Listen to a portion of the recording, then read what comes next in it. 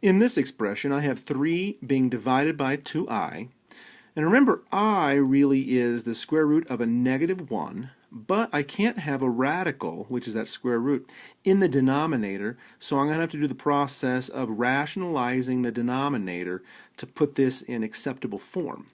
So in order to do that, my I is my square root of negative 1, so I'm just going to multiply the top and bottom by I to get rid of this, because when I multiply straight across, I get 3i over 2i squared.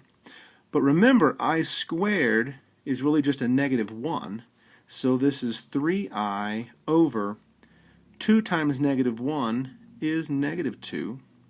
And last thing, I can't have my negative in the denominator, so I either need to put him on the top or out front. So I'll say negative 3/2 I. And the last thing to say about this is, in order to be an appropriate a plus bi form, the coefficient of my I has to be totally separate from my I.